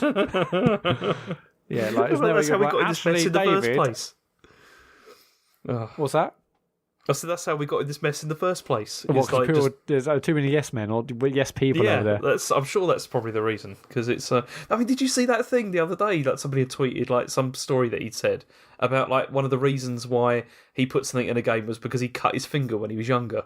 It's a joke. But yeah, I didn't hear that, and that was a poor joke. Okay, is that the end of the emails? That is the end of the emails. Yeah. Awesome. We're going to tweet. If you want to tweet us, it's at ComputerGamePod on Twitter. First one is from Cami Toman. If Joe Flacco continues to stand perfectly still after a snap when lined up out wide, whilst Lamar Jackson's under centre, why do teams even bother using a defender to cover him? Can you suggest a defensive scheme that could benefit from this knowledge? Did you read this one out, Matt? How's your this NFL knowledge? Directed at a different How's your podcast. NFL knowledge, James? I don't know anything about NFL at all. Have you ever watched NFL? Nope. You know, I've no interest in it. I've no interest in it whatsoever. You watch the Super Bowl. I watch every year. No, why would I do that? I don't know. It's just good fun, isn't it? I don't care. I mean, I played Madden on the Mega Drive a long time ago, and that's the limit of my knowledge about. Do you not play NFL Blitz on Dreamcast? Nope. Oh, that was fucking brilliant. That was so good. I'd rather play proper football, Matt. Soccer. Anyway, I hope that answered your question, Cammy. SMW, which dormant Microsoft-owned property would you like to see them revive at XO18? I don't know. What do you think, Matt? I mean, the obvious one is like new Splinter Cell, but that's definitely coming. That's also not Microsoft-owned. That's Ubisoft. Oh, fuck yeah, you're right. Midtown Madness. Midtown Madness, but that would never come back. Because it's a different time and place, isn't it? It's not happening. Did they own Blinks? I can't remember. We're not bringing back Blinks a Time Sweeper. Maybe if they did that, it'll be in the running for a BAFTA next year. But that was Sega, I'm sure.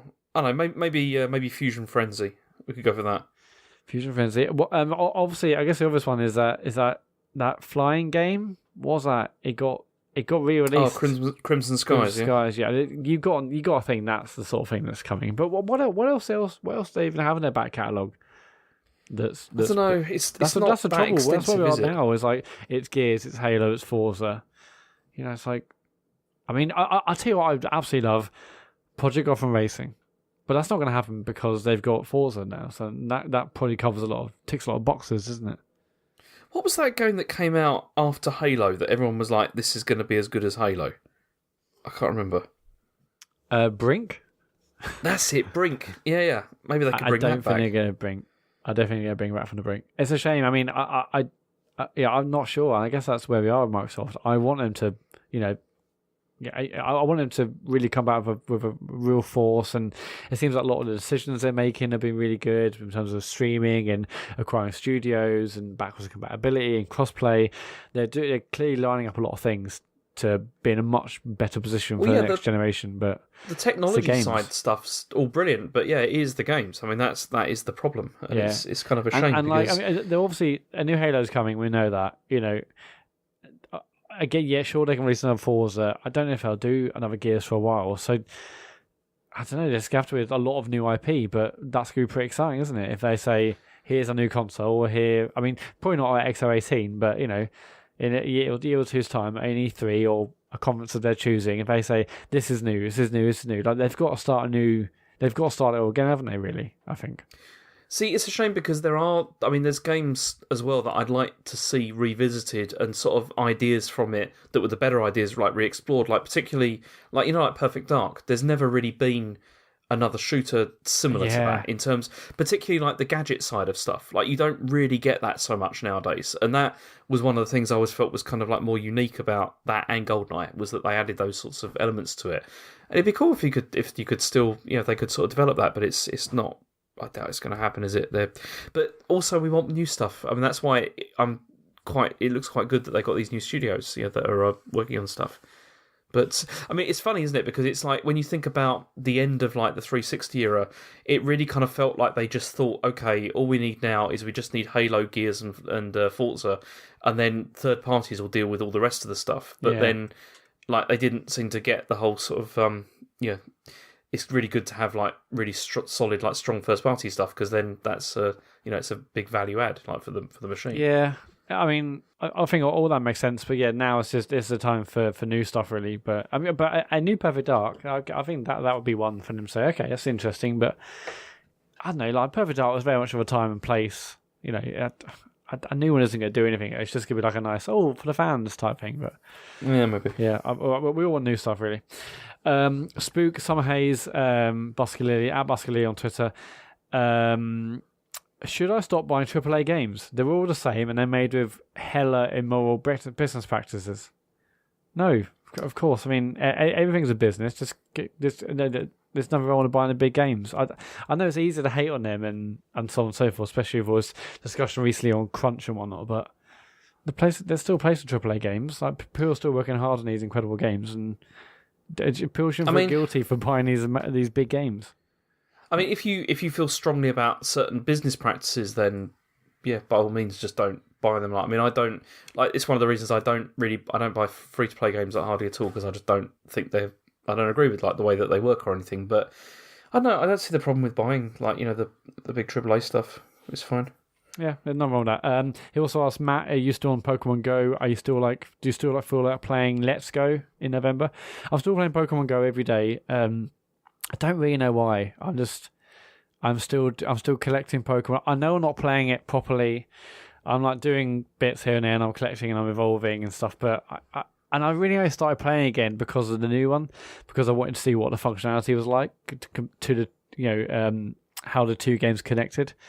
And I'm interested in playing Let's Go for sure. Because I never played a Pokemon game before, and I want to know what the deal is. But everyone seems to be not shitting on it, but I get a feeling people aren't mega excited because they think, it's just like Pokemon Go. But it's like a dumbed down version of the Pokemon games. But I have no real sort of context of what they're like because I've never played them. So I'm interested in seeing it. I mean, you played them all, didn't you, James?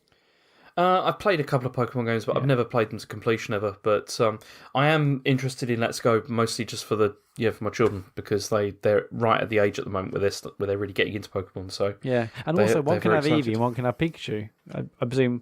So, Hans, let me guess right. So I know when like Red and Blue came out, if you had Red, you had certain Pokemon. If you had Blue, you had certain others, and it sort of forced people to like buy both and to trade with their friends who had Blue or Red, right? Is that how it works? Yeah, that's right, yeah. To collect all of them. So, I mean, I haven't read much about it, but I assume this is the same for this one?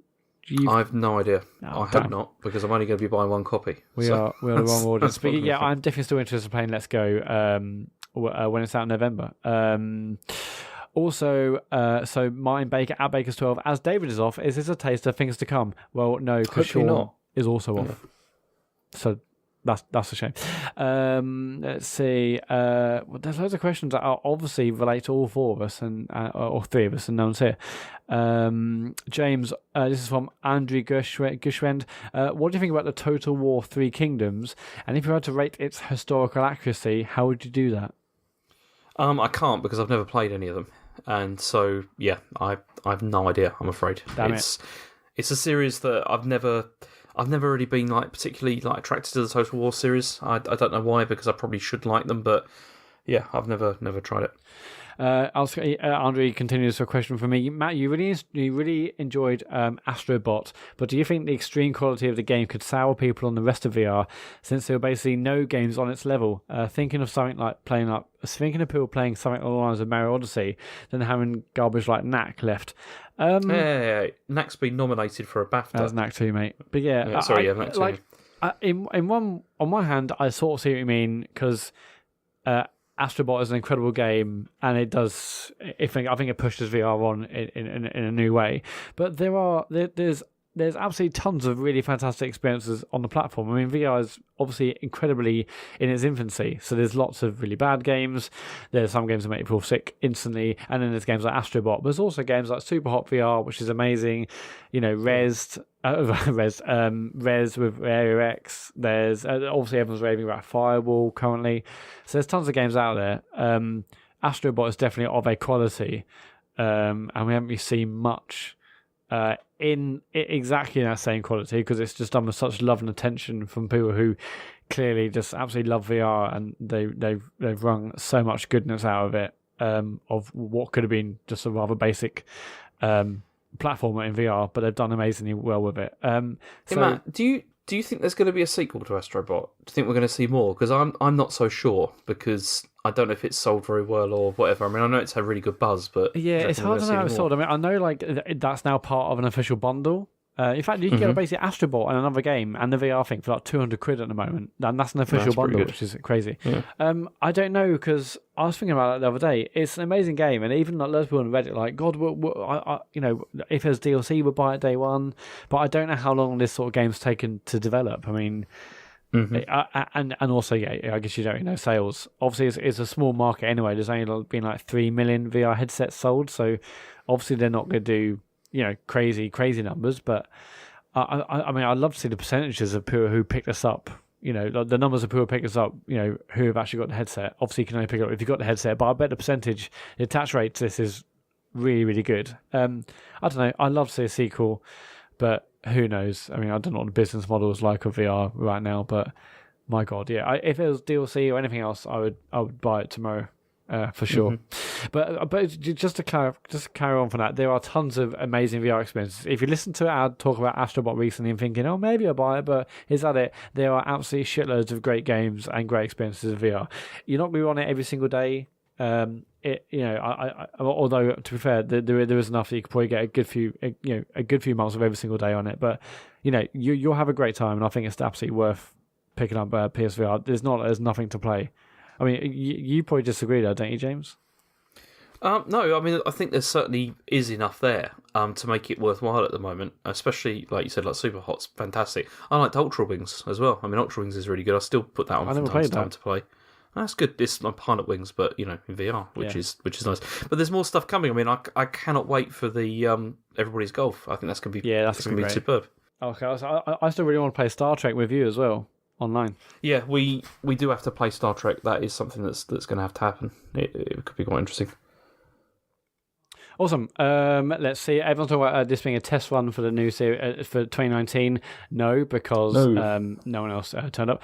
Because we've been let down rather badly. Question for Matt: did you watch Doctor Who last night? No, I don't watch Doctor Who. I don't know where you've got that. I mean, Marvel movies, Doctor Who. There's probably tons of other things I just haven't got into. Do you watch Doctor Who? You seem like a Doctor Who sort of guy, James. I do watch it from time to time. I watch it with usually my wife and my daughter, and we do enjoy it. I mean, I don't think it's amazing or anything, but it's a nice way to spend the evening. It's okay. Yeah, I've never gone into that at all. I think the reason they're referencing this, Matt, is because it was an episode about Rosa Parks. So yeah. Right, of course. Yeah, actually, some people did tweet me about that. No, I didn't watch it because of that. Maybe I had done, but I'm glad they explained her story. Athene Allen, I've been playing Return of the Obra Dinn, a game about being a magic detective. That game is getting amazing reviews, but it's not out on console yet, and I can't wait. Have you seen that, James, at all? No, I don't know anything about it at all. I mean, the graphic, you've just Google it. The graphic style is like I think it looks like it's hand drawn. It looks amazing, and and people are saying it's an incredible game, but it's PC only at the moment. However, consoles about soon. Anyway, what adjective would you append to the word detective to make the job cooler? Don't know. Super hot detective. That is a cool one. Yeah. Is super hot an adjective? Yeah, I guess. I'm not sure. Not really. No. Wicked detective. Yeah, that's that nailed. Done. This is. What about sultry detective? I mean, I couldn't put off sultry, but I think you probably could. Sultry detective would be. Imagine if someone's like, I recommend this guy, and he's like, gives you the card. It's like, what are you gonna? Are you just gonna do detective stuff while looking sultry? Is that it? I don't care about that. Just get the job done. Yeah, I wouldn't say that any of us are particularly sultry. Who's the most sultry? Probably Sean. Sultry Sean. No, you're joking. Okay, well, it's not us. It must be Dave. Okay, we're ending this. Adderblack at Adderblack39. Hi guys, what's the most annoying thing about Dave? When he doesn't turn up to podcasts? That's pretty. That's up there. There's isn't it? that. I mean, that's annoying. The way that he always sees everything in a very binary way. I think that's got to be one of my top ones. Yeah. What I love is when I say, "Oh, Dave," I mean, I haven't done it for a while because I've sort of given up now. But I'm like, "Oh, Dave, this game's going to be amazing. I think you'll probably like it." And he's like, "Nah, fuck off. It's like space elves and that. You can't." And then he'll play. And it's like, "Oh God, this game's amazing." It's like, "Yeah, Dave, we told you about it." It's like, "Oh yeah, but I wasn't listening back then."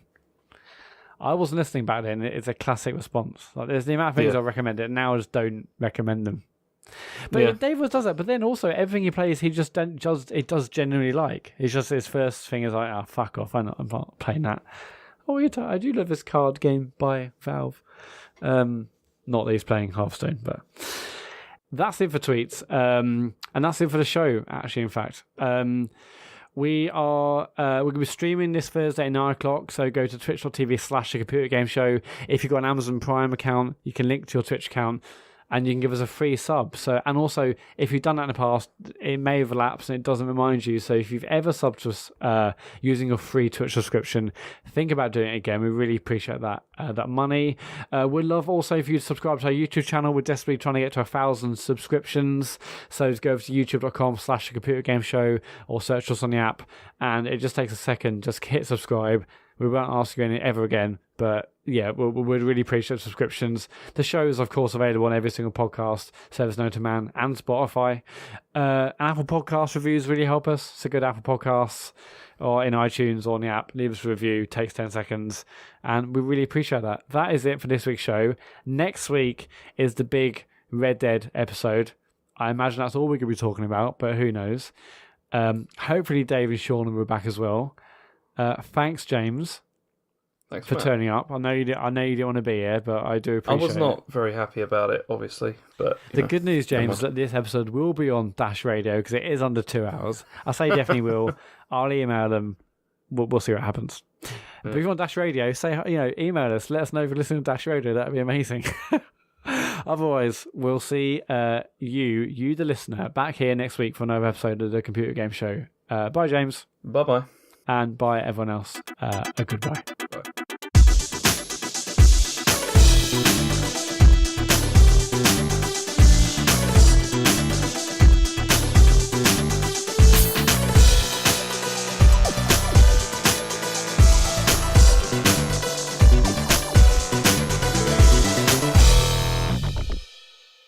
Try and make better